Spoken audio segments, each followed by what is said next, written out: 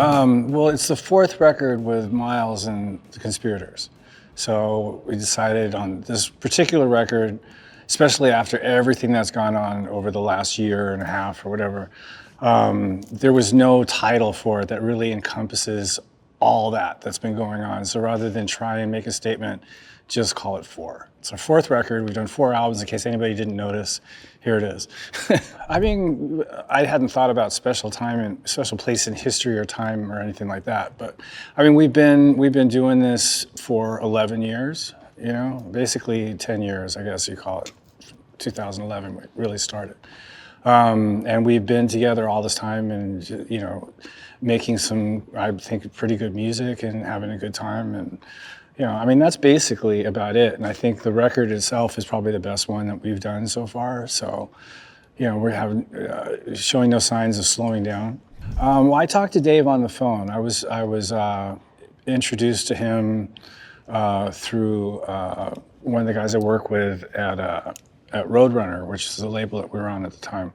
And he said, Dave Cobb's great, you know, so I talked to Dave on the phone and he said all the right things. And we both were on the same page as to what kind of production we wanted it to be and how we wanted to do it and what we wanted to use and so on and so forth. And so I was sold on the telephone call. And then when we showed up there, it was exactly what we wanted to do. We just performed the whole thing live. We had the amps in the room with the drums, which no producer has ever allowed me to do.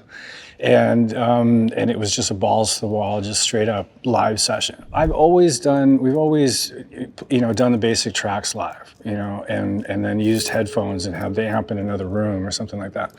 But so this was the first time that we actually did all the guitars, bass and drums live at the same time and kept all those tracks. Right, and then we also did the vocals live as well. Myles was in the booth next to us, and so 90% of the record is live. The way that Myles sang on this record just wouldn't have happened in the old sort of process that we normally do. The guitar playing on it is all really, really spontaneous. Nothing's really worked out on it, you know. That's something that doesn't really happen when you have the luxury of going back and overdubbing all the guitars. You do stuff over and over again a couple times. This is like 3 takes entirely, and we're done. You know, so there's a lot of mistakes on there. There's all kinds of shit, but it's very cool, and it's just a vibe that you can't get doing it really any other way. There's just that history, you know. You can't help but, you know, I mean, it's obviously really famous for 50s and 60s like country music and some old school rock and roll stuff, you know. But there's a kind of not only musical history, but just a vibe in the room that you get, that you can't put your finger on what that is, but there's something there. There's an essence of something. And it's just the room itself, when you're playing in there, it just sounds amazing.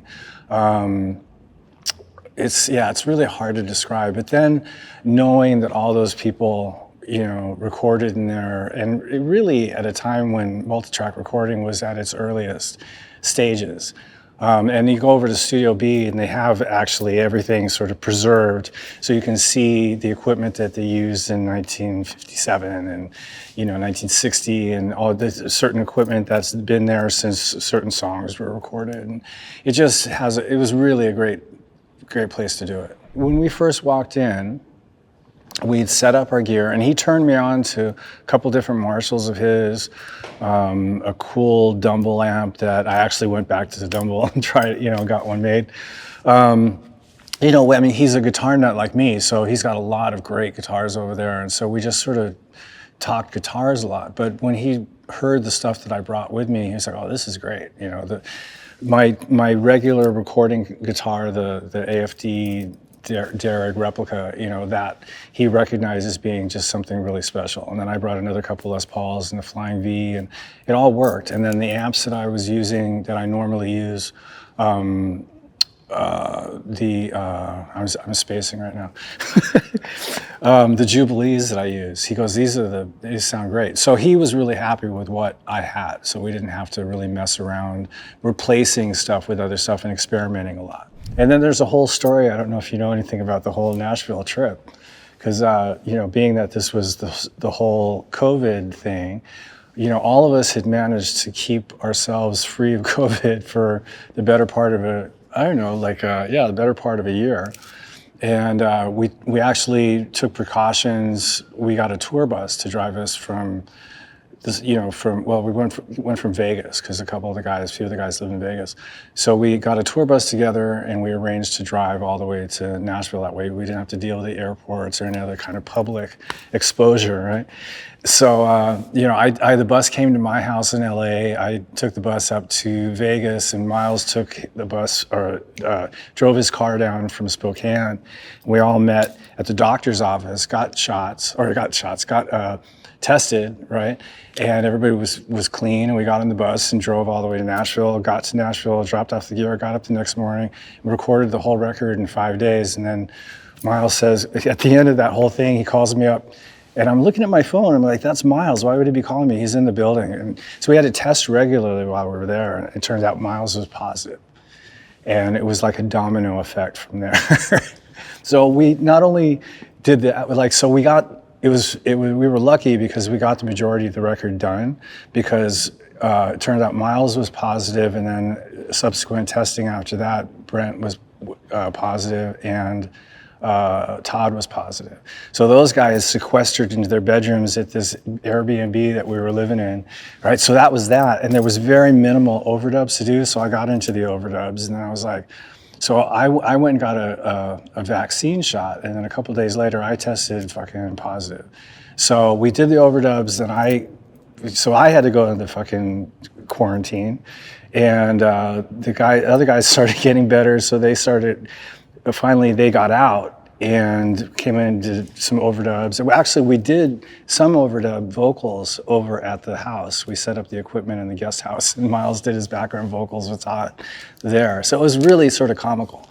Anyway, so they were better. They went back to the studio, finished the percussion, then I got better. I got better quick. I tested negative like 5 days later, and went back, and then we mixed the whole thing and came home. So it was, all in all, the whole thing was a very memorable adventure.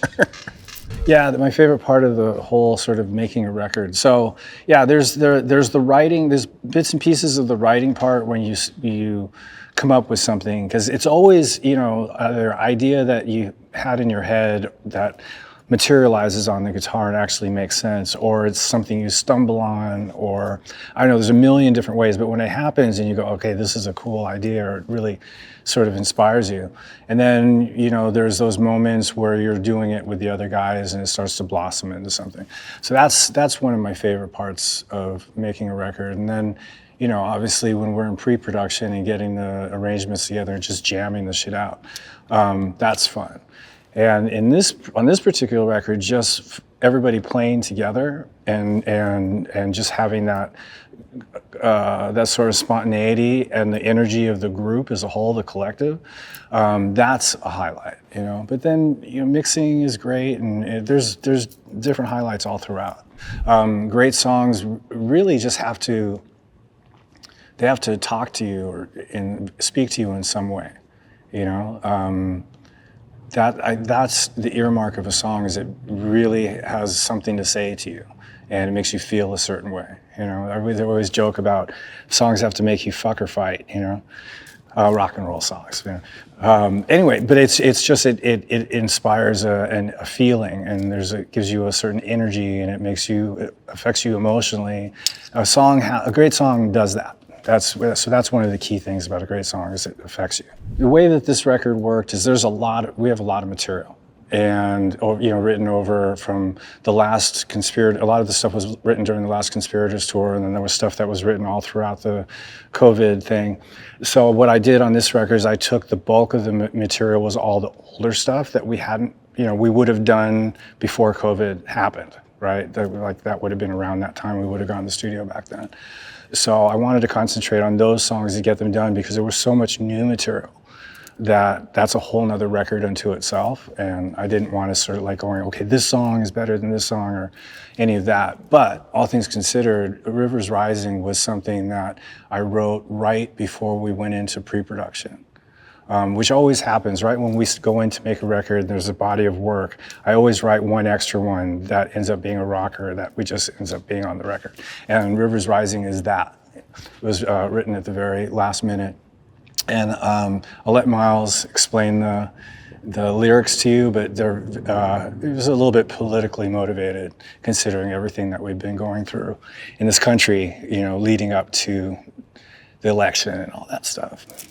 During the making of this record, I was listening to a lot of movie soundtracks, because I love movie scores and movie soundtracks and all that kind of thing.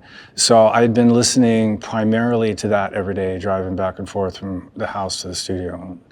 But like right now, I've been listening to, fucking Stray Cats. They have a great new live record. That's just fucking awesome. I've been listening to that, listening to some old AC/DC Power Age, But I just listened to whatever. A lot of Stevie Wonder in the last few weeks,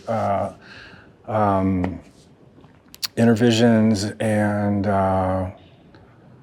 Songs in the Key of Life. Truth be told, we were looking for an alternative situation than the one we had previous, and sort of thinking of different ideas. And we were sort of a free agent. We weren't contractually obligated to anybody, and what are we going to do next? And then my manager and I had a conversation, and he mentioned Gibson might be interested in being the label.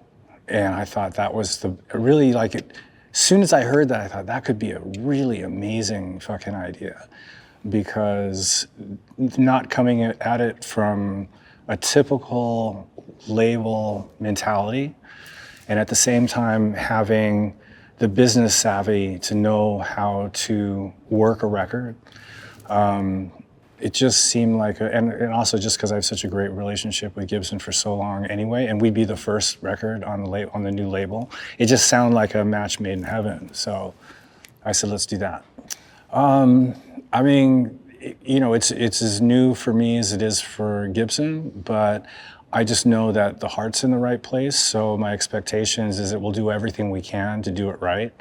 And I know that there's a lot of enthusiasm behind, sort of putting it out there and making sure everybody knows about it, which is one of the most important things about releasing a record anyway, is just making sure that everybody's aware that it's there.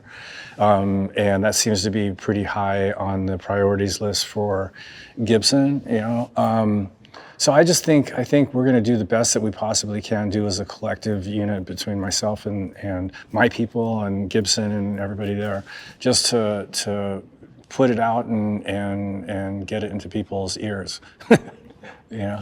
Well, it's been obviously an amazing shift from what was going on a couple of years ago. Old management of Gibson, it was basically just a very gradual decline, and started actually being less gradual and more defined as going down the tubes kind of thing. And Cesar came in and picked it up and just turned it completely around.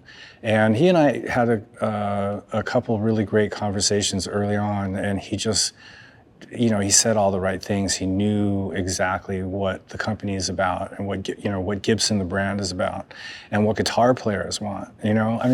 Sounds cliche, but that's a really important thing to understand. That's your base. That's the customers that buy your product, whatever.